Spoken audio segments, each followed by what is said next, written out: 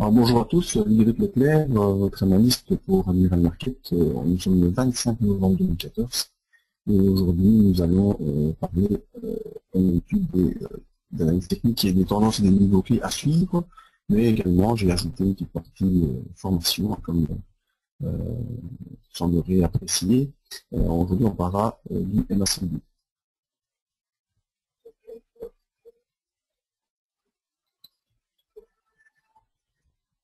Alors, et plus particulièrement dans MACD, nous verrons les effets du non-croisement MACD. Je vous expliquerai dans le détail comment ça fonctionne et avec des exemples, bien sûr, sur la plateforme de MetaTrader. Ensuite, vous pourrez vous-même essayer d'en repérer et de les utiliser dans vos opérations. Tout d'abord, l'avertissement habituel sur les CFD, ça comprend des risques de perte et aussi des risques de gain. C'est à vous d'évaluer les risques. Ce que je vous montre ici, c'est pas vraiment des ordres d'achat ni de vente, c'est simplement des formations pour vous apprendre à prendre vos décisions vous-même, et on vous invite particulièrement à utiliser un compte démo à vous passer en argent réel. Alors, pour ceux qui n'ont pas encore vu, le système que j'utilise, c'est le système d'impulsion, donc c'est un système basique, simple, parce que je pense qu'il ne faut pas faire quelque chose de très compliqué pour être efficace. Il faut essayer plutôt d'utiliser un système qui est simple, que vous pouvez reproduire facilement et qui a un niveau de performance assez élevé afin de pouvoir l'utiliser et le réutiliser chaque fois que vous en avez besoin. Moi, ce que j'utilise, c'est un système qui permet de suivre la tendance avec des outils comme les bandes de Bollinger, les canaux de tendance, les supports résistance et en durée graphique, trois principaux indicateurs, mais ici dans le Forex, les CDI n'utilisent que deux, c'est-à-dire le MACD et le RSI. Alors aussi, ce qui est important à savoir, c'est les diverses statistiques qui vont être présentées durant vos opérations, et ces statistiques vont fortement influencer l'évolution du cours. C'est pour ça qu'il faut être attentif à cette date et à ces heures-là, soit être hors du marché, ou en tout cas avoir placé des protections via des stops, parce que le marché peut être fort volatile et décalé brusquement dans le sens opposé de votre situation, ce qui peut avoir de nombreux dégâts si vous n'avez pas placé les stops. Alors, à venir, pour demain, à 14h30 USA, c'est l'inscription au chômage. Ça influence fortement, bien sûr, les cours. Le 26 également, aux États-Unis, le 10 PMI et l'indice de confiance des consommateurs, ça peut avoir une certaine influence. Et ce qui est important aussi pour l'instant, en tout cas, on en parle beaucoup. Si vous avez lu l'article que j'ai fait il y a 15 jours, je pense, mercredi 26, 16h30, les stocks pétroliers. Enfin, on a déjà vu certains mouvements de rebond se mettre en place avec une matérialisation qui est en train de se passer, et donc on attend des nouvelles, soit pour accélérer une bonne fois à la hausse et faire un rebond, ou soit pour poursuivre la baisse, et donc on est vraiment en attente, donc il faudra être attentif demain à 16h30, les stocks pétroliers aux États-Unis. Ensuite, jeudi, en Europe, vers 11h, la confiance des consommateurs, ça peut avoir également une influence sur les cours, avec un petit S à consommateur, ce serait mieux. Le 27 du 11 à 9h55, en Allemagne, les taux de chômage et les inscriptions au chômage. Vous savez que l'Allemagne est un gros poids lourd dans l'Union européenne, donc cela peut également avoir une influence sur le marché. À noter également que le 27 novembre, c'est un jour férié aux États-Unis, et que donc le marché sera fermé. Alors passons en revue les outils habituels que moi j'utilise. Peut-être que dans l'avenir il y en aura d'autres, ce sera en fonction de vos demandes envers Admiral Market. Ici, voyons d'abord l'évolution du pétrole, comme je venais de parler. L'unité journalière est toujours baissière.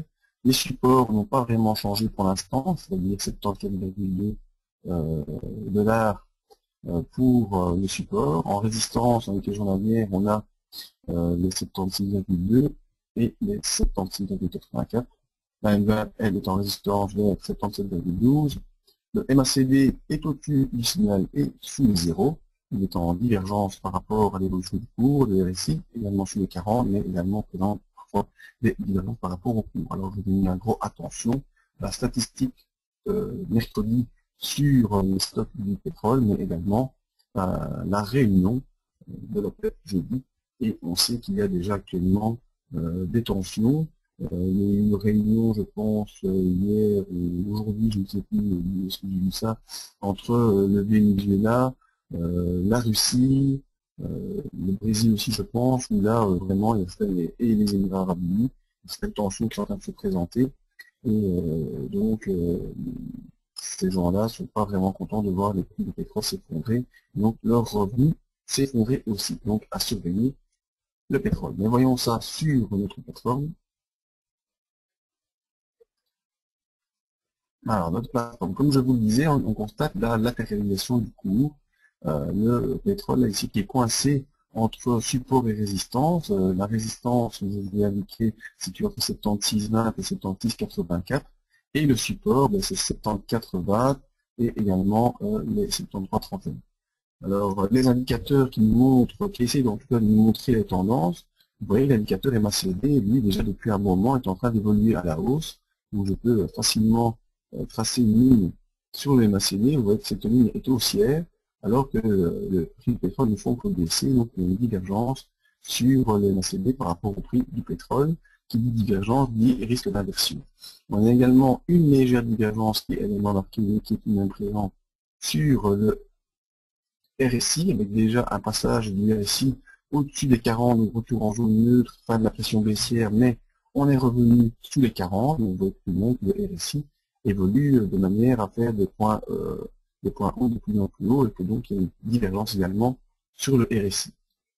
Donc je pense qu'il faudra vraiment surveiller, peut-être pas la statistique de demain, qui n'aura peut-être pas tellement une grosse influence sur les cours du pétrole, quoique, mais en tout cas, ce qui se passe au niveau de la PAC, les diverses réunions qui vont se produire pourront également avoir une influence en fonction des décisions qui seront prises, c'est-à-dire soit maintenir la production actuelle ou la diminuer, enfin de créer un effet de manque sur le marché, donc une augmentation des prix du pétrole. Parce que même si la consommation actuelle du pétrole n'est pas forte, eh bien on n'a pas vraiment des prévisions qui nous disent qu'elle va fortement augmenter dans le court terme, donc c'est pour ça que les prix sont plutôt en baisse en vue de l'ambiance économique générale qui reste latente et avec pas un fort taux de croissance. Même si l'OCDE a dit récemment que la croissance mondiale serait positive, mais disparate en fonction des États. Donc tout ça n'aide pas la remontée des cours du pétrole. Donc nous verrons ce qu'en dit l'OPEP dans sa prochaine réunion de fin de semaine. Là, le petit résumé pour le pétrole à suivre toujours très attentivement parce qu'il risque de se passer des choses là-dessus. Peut-être qu'on aura simplement, comme ici, ben voilà, une matérialisation, puis après un effondrement du cours, un retour baissier. Ici, on a maintenant de peut-être fini, donc une matérialisation, et on ne sait pas si on aura un retournement haussier ou une profil baissier. C'est pour ça que je vous dis que surveillez attentivement les 70-20, voire les 73-31. Peut-être qu'on aura donc une poursuite de la baisse, mais la divergence ici, les indicateurs nous donnent une possibilité haussière à suivre donc.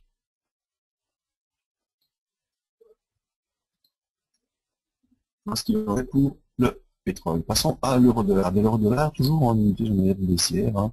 Le support en unité jour actuellement, c'est toujours vers les 1,2359. La résistance en unité jour, toujours les 1,25. La M20 en résistance vers les 1,2491. Donc ça, c'est les données tous les jours, forcément. Le MACD est positif, mais sous zéro, pardon. C'est-à-dire qu'il est en train de remonter, mais il reste toujours en dessous de zéro. La tendance de fond reste donc bel et bien baissière. Et le RSI est neutre. Alors on a la latéralisation qui se poursuit et qu'il faut donc surveiller. Voyons ce que ça nous donne sur notre plateforme. L'euro-dollar, donc on voit bien la latéralisation ici qui se poursuit, qui en... pardon, notre pirate. Voilà. Alors la latéralisation qui se poursuit, hein, on reste au-dessus du support des 1,2359. Donc après le discours qu'on a connu la semaine dernière, eh bien on a fait une accélération baissière, le discours de M. Draghi a provoqué donc une baisse de l'euro-dollar. Il avait bien choisi son moment parce qu'on était arrivé sur le 1,2548 et on était arrivé sur le haut du biseau baissier que je vous avais dessiné.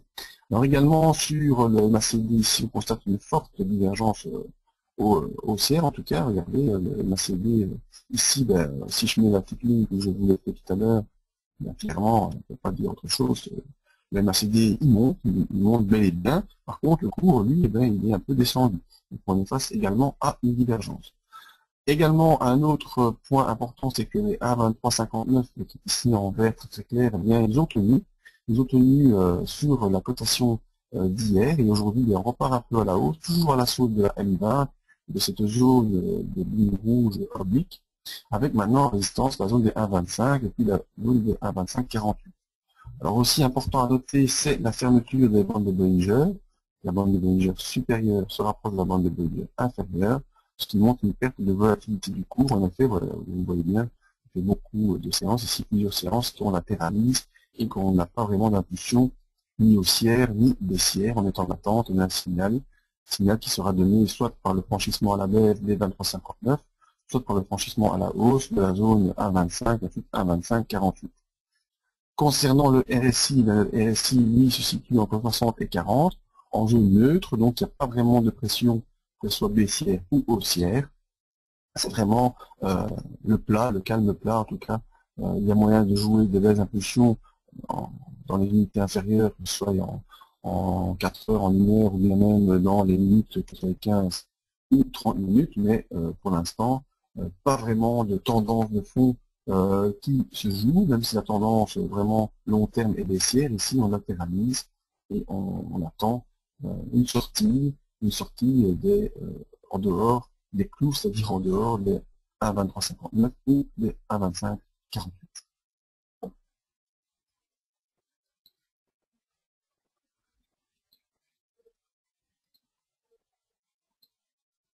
Alors, après l'euro-dollar, eh bien, on a le S&P 500. La tendance générale sur le S&P 500, vous le savez, elle est haussière depuis un bon moment. Je dirais même qu'elle est haussière depuis 2009. La tendance de fond, vraiment, du S&P 500. Et le support actuel en unité journalière se situe vers 2052 points. On a passé le palier des 2050, donc cet objectif est devenu un support à 2052 points. La résistance en unité journalière se situe vers 2114 points. Je vais vous montrer comment on peut l'estimer techniquement. La M20 qui est en support vers 2035. Le MACD est bien installé au-dessus de son signal et au-dessus des zéros. Il y a, attention, il y a un non-croisement qui est en train de se produire, qui reste à confirmer. Et le RSI est bien au-dessus de 60. Et en conclusion, je dois surveiller le MACD et je vous expliquerai ensuite pourquoi il y a ce petit message. Alors revenons voir tous ces chiffres sur notre MetaTrader. Je vous adresse un peu les indicateurs, on en prend un détail après. Alors voilà, le S&P 500 qui s'était un peu consolidé à partir du mois de septembre, qui est venu faire un rebond au mois d'octobre, qui a franchi la zone précédente de consolidation courant octobre, et depuis, eh bien, on accélère, on accélère, on accélère. L'objectif des 2052 a été atteint, et depuis on accélère encore une nouvelle fois. Vous voyez, la bande de Bollinger supérieure qui se fermait est en train une nouvelle fois de s'ouvrir vers le haut, tout comme la bande de Bollinger inférieure, et on a un objectif ici situé vers les 2114. Alors pourquoi cet objectif de 2114? Eh bien, j'ai simplement placé le niveau de retracement de Fibonacci de la dernière consolidation, un niveau 0 situé ici au point de départ de l'impulsion baissière, et le niveau d'arrivée, là, au point le plus bas en clôture de l'impulsion baissière. Ensuite, pour remonter jusqu'au point de départ, eh bien, on a retracé 100% du niveau. Vous voyez la résistance qui s'est produite au niveau des 50%, c'est un niveau très important, les 50%. Donc on a franchi les 50%. Ensuite, on a rebondi. C'est la notion du pullback que je vous ai expliqué la semaine dernière, que vous pouvez revoir également en podcast sur la chaîne d'Admiral Market. Et on a accéléré. On est venu sur les 100%. Également un nouveau retracement ici, le pullback, et on continue. On est passé l'objectif et maintenant on poursuit. Et l'objectif suivant est en général placé à 61% au-dessus des 100%, donc c'est la même distance qui se passe entre ce niveau-ci et ce niveau-là, qui est reporté au niveau supérieur, donc c'est un effet de balance, et ça donne un objectif chiffre près vers 2114 points. Alors pourquoi surveiller le MACD? Eh bien, regardez, je vais vous l'agrandir. Notre MACD ici, il s'est rapproché fortement de son signal et il y a un risque de passage sous le signal donc d'une inversion de polarité, une inversion de tendance. Mais il semblerait que ce ne soit pas le cas, il semblerait que le MACD repasse doucement, je vais essayer d'agrandir au maximum. Vous voyez, il est venu pour son signal, il a même été touché son signal et il semblerait que maintenant, regardez, il rebondit sur le signal comme si le signal avait fait office de support. Et donc c'est un non-croisement MACD et on repart à la hausse. Donc c'est pour ça qu'il faut continuer à surveiller ce MACD, voir s'il ne va pas croiser à la baisse. Au niveau du RSI, pas de problème, toujours au-dessus de 60, toujours en pression haussière maximum, et donc il semblerait, de mon point de vue, que le S&P 500 va poursuivre donc son petit bonhomme de chemin en direction des 2114.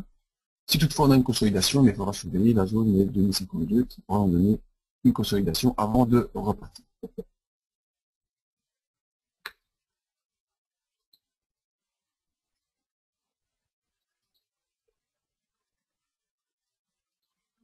Après, au niveau de notre S&P 500, on va passer à quelque chose d'un peu plus précis, c'est-à-dire le CAC 40, qui pour l'instant est en unité journalière en accélération haussière.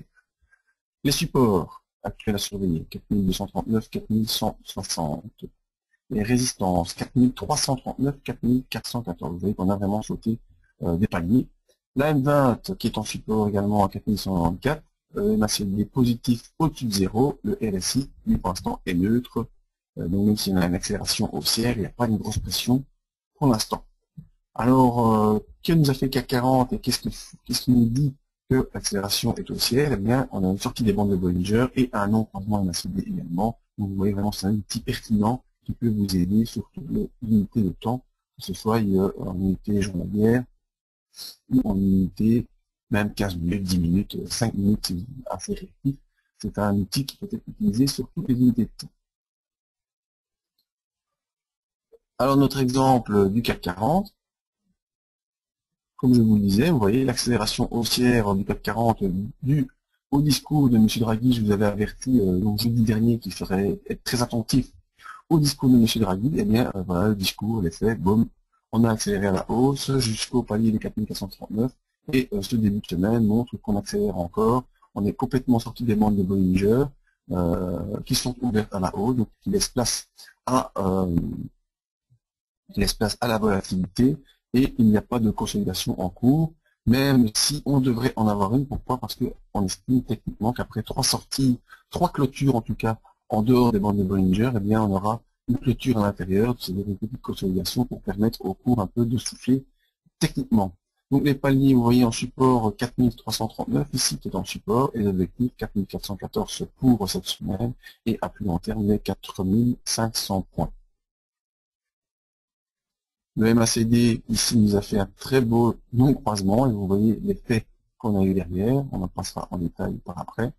Et j'avais noté qu'il était mieux, mais non, pardon, je me suis pas mis à jour dans le slide, c'est-à-dire que le RSI, lui, est maintenant au-dessus de 60 d'accélération haussière, donc la pression est haussière et devrait également se poursuivre sur le CAC 40. Donc pour l'instant, nous voyons que le pétrole est en latéralisation, le S&P 500 est en accélération, le CAC 40 est en accélération, et l'euro-dollar, lui, pour l'instant, est presque en latéralisation aussi.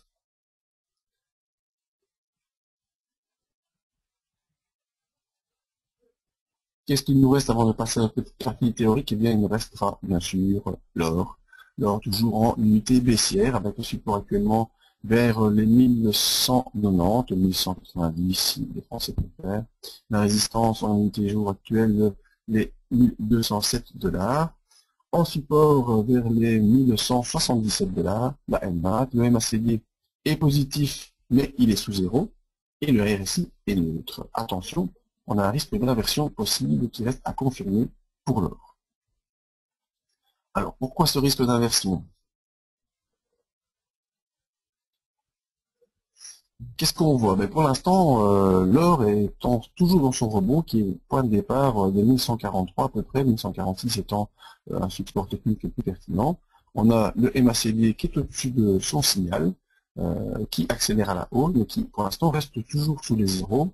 On a un RSI qui est neutre entre 40 et 60, donc on voit ici entre 40 et 60, avec un MACD qui est positif, mais quand je dis positif, c'est qu'il est au-dessus de son signal, même s'il est sous les zéros, donc toujours une tendance de fond baissière. Alors, je vous ai dessiné ici, pour ceux qui ne connaissent pas, une fourchette de Andrews, un outil également de base, un ancien outil, mais toujours très très efficace, que j'avais tracé durant le week-end pour voir ce qui se produirait. Eh bien, vous voyez, depuis lundi, mardi, on consolide sous cette fourchette de Andrews. Donc vraiment, on va essayer de faire un zoom. Vous voyez la fourchette de Andrews qui joue le rôle de résistance. Alors pour tracer une fourchette de Andrews, il vous faut 3 points. Vous pouvez l'utiliser ici, je pense dans les outils, non, voilà, insertion, Andrews Pitchfork, donc c'est en anglais, c'est fourchette de Andrews. Vous cliquez ici, vous placez les 3 points dont on vous demande. Le point à tracer, c'est l'inversion ici de la dernière hausse, donc on passe en phase baissière, c'est le point le plus haut.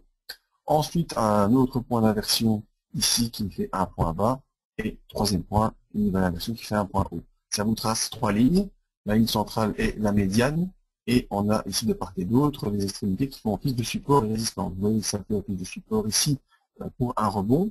Ensuite, la médiane a fait office de résistance à rejeter le coup. On est passé avec force cette médiane, et on est venu maintenant sur le haut de cette fourchette de Andrews, donc il y a un risque d'inversion de créer une autre fourchette, c'est-à-dire une fourchette qui sera haussière.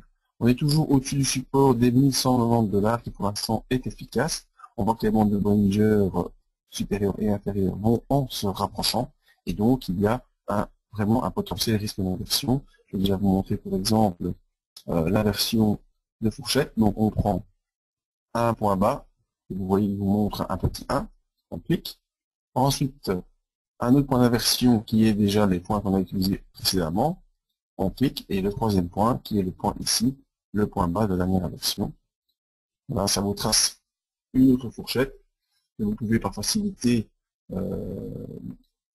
changer de couleur. Paf. Je viens changer de couleur de la fourchette.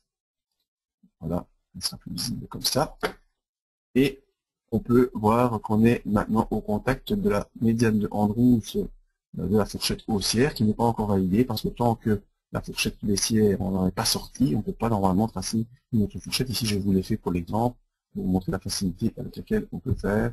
Je retourne dans ma liste d'objets et j'efface ma dernière fourchette qui n'est pour l'instant pas encore utile. Donc à surveiller l'inversion de tendance possible sur l'or si on peut sortir de cette fourchette et passer donc au-dessus des 1200 $.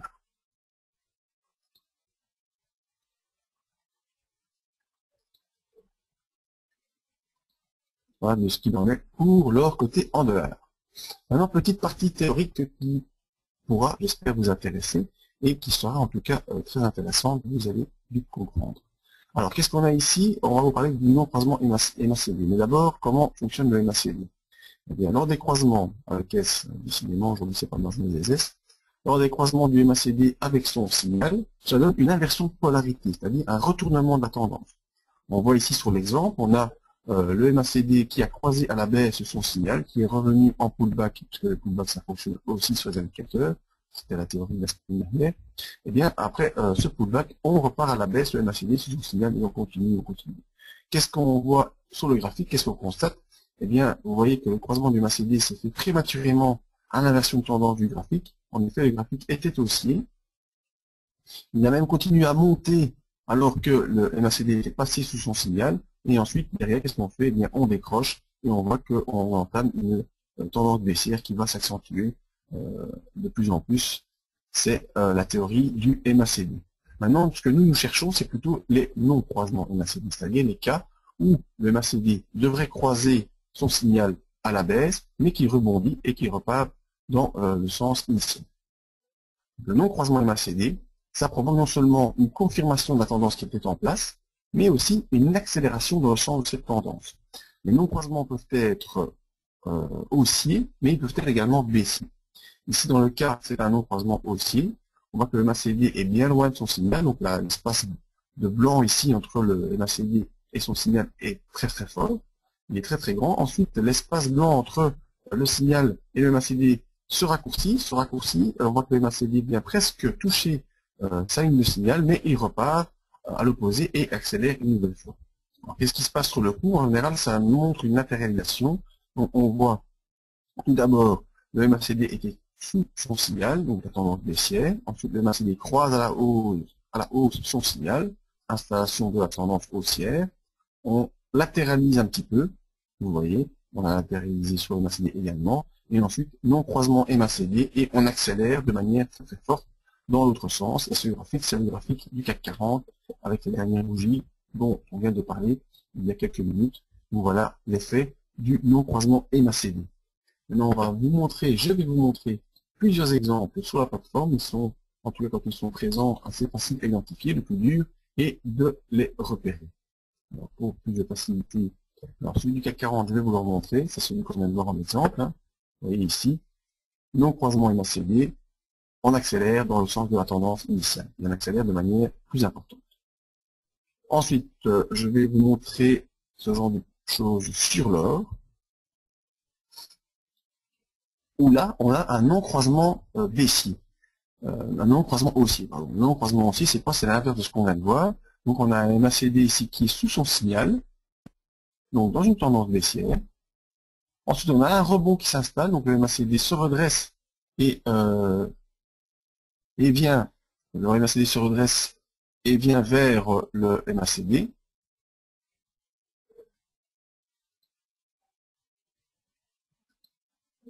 Ça se redresse, on vient vers le MACD, et ensuite on voit qu'il n'y a pas de croisement, donc le MACD ne passe pas au-dessus de son signal, mais au contraire, il réaccélère à la baisse, et ce qui donne une grosse accélération baissière, ensuite en dessous de la plateforme.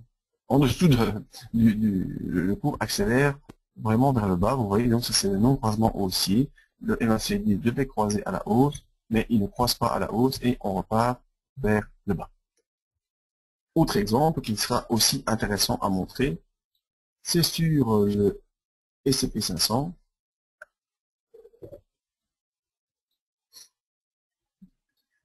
Même le signal qu'on a un souci, je pense que c'est réglé. C'est réglé, merci. Merci qui gère ça depuis Amiral Market. Alors, on continue nos exemples. Ici, on a également des non-croisements et probablement les deux qui sont en train de se présenter ici sur l'unité journalière. Donc voilà, on a ici le MACD qui est sous son signal.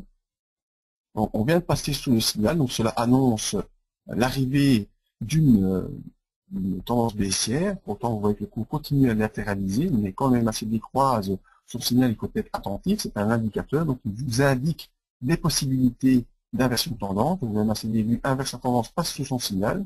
Ensuite, revient sur le MACD, c'est le pullback, comme on vous l'annonce, et il ne continue pas pour faire son croisement haussier. Au contraire, il repart une nouvelle fois à la baisse, ce qui provoque une grosse accélération baissière. Et celle-là, vous la connaissez, c'est celle qu'on a eu mi-septembre jusqu'à octobre, une grosse accélération baissière qui a fait perdre de plus de 10% au S&P 500. Donc c'était vraiment le signal qu'il ne fallait pas rater. D'abord, l'inversion de tendance sur le MACD, donc l'avertissement d'une inversion de polarité, donc probablement de l'arrivée d'une tendance baissière, vu qu'on était à la hausse, et ensuite ici le non-croisement haussier qui a donné une grosse accélération à la baisse ensuite. Ici nous sommes dans l'exemple inverse, c'est-à-dire qu'on a un MACD qui a recroisé à la hausse, donc inversion de polarité, le cours repart à la hausse, le MACD est toujours bien au-dessus de son signal, et ici on voit qu'il latéralise, il latéralise, et on a ici la flèche rouge, le non-croisement baissier, à ce moment-là.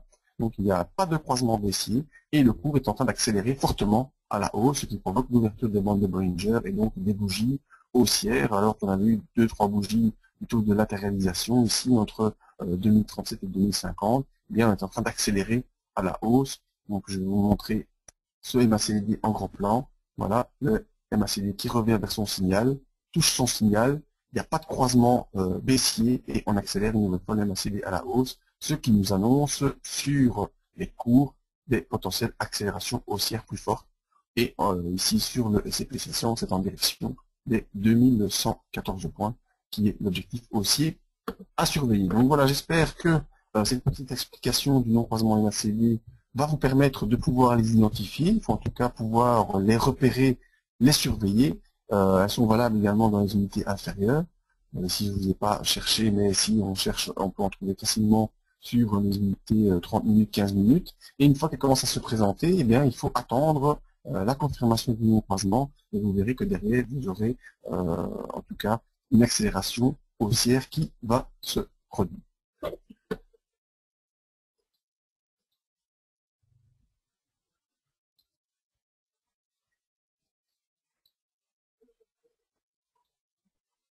Alors en conclusion, on va revoir un peu tout ce qu'on a vu sur les différents outils. Sur le pétrole, on est pour l'instant dans la latéralisation. Attention aux divergences que vous avez pu voir sur le MACD et sur le RSI. Alors à 76,20 et 74,20 sont vraiment des niveaux à surveiller. Ce sont des niveaux qui vont permettre une accélération soit haussière, soit baissière. Donc on sera attentif au discours de l'OPEP qui est attendu pour la fin de semaine et la statistique à suivre pour les stocks de pétrole qui se feront demain. Sur l'euro-dollar, la tendance est toujours baissière et il y a également un rebond qui doit confirmer parce que on est un peu en train de latéraliser également sur cet outil. Alors le S&P 500, la tendance également toujours haussière.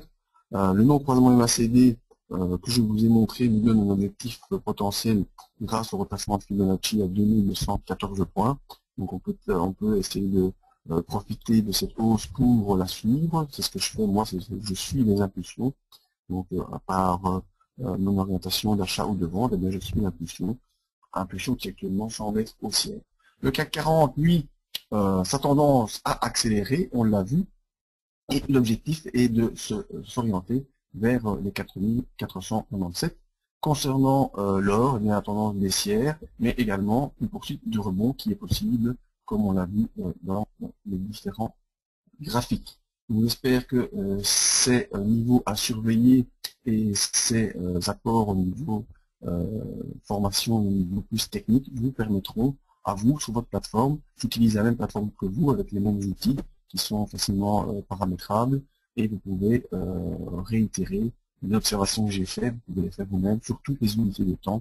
Il n'y a pas de particularité, qu'on soit en minutes, en heures, ou en jours, ou même en mois. Les observations sont toujours les mêmes. Pour me contacter moi personnellement, mon site internet, benjaminbispo.be, mon adresse email, le Facebook, la page Twitter. Pour contacter Admiral Market également, une adresse mail, la page Facebook, la page YouTube sur laquelle vous pouvez retrouver tous les webinaires qui sont enregistrés et qui sont remplacés sur Admiral Market. Et en attendant les potentielles questions, eh bien, voici les bureaux d'Admiral Market à Londres. Alors je passe le message vers Admiral Market. Alors on nous pose une première question. En cas de divergence entre les indicateurs, lesquels peut-on suivre? Ah ben ça c'est le problème. Ah ben voilà, ça c'est une question que j'attends à chaque fois. Je ne sais pas qui pose la question, mais la personne qui me pose la question, c'est une personne qui a mis plusieurs indicateurs, en tout cas plus de 3, on va dire, et avec des indicateurs qui indiquent la même chose. Et malheureusement, les méthodes de calcul sont parfois différentes, forcément, pour un indicateur différent, ben, on a des calculs différents, et il y a parfois des retards de calcul qui font que certains indicateurs réagissent plus vite que d'autres. C'est le cas avec les indicateurs d'impulsion comme le stochastique, le MACD, le momentum, tous ces sont des indicateurs d'impulsion. Et ils peuvent être en divergence. Pourquoi? Parce que certains vont réagir plus vite que d'autres. Donc un indicateur qui est plus lent à réagir peut être baissier, alors que l'indicateur plus rapide, et c'est le cas typique du stochastique, peut être lui parti à la hausse, et le momentum se retournera plus tard. Donc c'est pour ça qu'on a parfois des divergences entre les indicateurs. Alors, lesquels peut-on suivre? Eh bien, il faut suivre le plus rapide si on est vraiment très très réactif et qu'on peut être disponible pour suivre cet indicateur. Maintenant, s'il y a divergence d'indicateur, il vaut mieux attendre la confirmation du deuxième indicateur qui peut-être est plus lent et que ce deuxième indicateur aille dans le même sens, quitte à perdre le départ de l'impulsion Moi, je préfère aussi prendre une impulsion en cours plutôt que essayer de la deviner. Donc, c'est le cas typique qu'on utilise beaucoup d'indicateurs, en tout cas d'indicateurs qui ont tendance à indiquer la même chose. C'est pour ça qu'il faut prendre un indicateur d'impulsion, un indicateur de force d'impulsion, et moi, j'utilise également un indicateur de volume, qu'on sait difficilement utiliser sur les plateformes Forex parce que on ne sait pas calculer vraiment tous les volumes qui se jouent. On connaît bien que sur un marché qui compte près de 4 milliards de dollars d'opérations par jour, on ne sait pas calculer qui achète de l'euro-dollar, qu'il soit en Chine, en Inde, en Afrique, en Amérique ou en Europe. Impossible de voir des volumes qui sont tradés. Les indicateurs de volume, on ne sait pas vraiment bien les utiliser sur les plateformes. Si vous en avez, je vous conseille de vous en méfier. Mais plus particulièrement, il faut utiliser un indicateur qui montre les impulsions, donc tel le MACD, le stochastique, et l'indicateur de force d'impulsion, tel le RSI, qui sont des indicateurs assez simples à suivre. Donc voilà, si vous avez vous-même des divergences sur vos indicateurs, c'est que vous avez utilisé des indicateurs qui indiquent la même chose et qu'il y a un plus rapide que d'autres en fonction des configurations. Donc, il vaut mieux attendre que les deux indicateurs soient dans le même sens pour avoir la confirmation de ce que vous voyez ensuite à l'écran. Donc voilà pour la réponse que je peux apporter sur les divergences entre les indicateurs. Le plus souvent, les divergences qu'on a, c'est plutôt de l'indicateur par rapport au cours, c'est-à-dire que l'indicateur est baissier et le cours est haussier. Donc ça, ce sont des divergences qui nous montrent qu'il y a un problème dans la construction du cours et qu'il y a potentiellement une inversion de tendance qui va s'installer. Mais il faut toujours attendre vraiment de voir que le cours se retourne parce que, petit aparté, c'est le cours que vous devez trader, c'est le cours, c'est-à-dire les bougies que vous avez dans les yeux qui doivent vous donner l'indication et non pas l'indicateur qui lui ne vous montre que des possibilités. Voilà pour la réponse qui j'espère va satisfaire la personne qui l'a posée. Est-ce qu'on a une autre question? Je pose la question à mes amis de chez Admiral Market.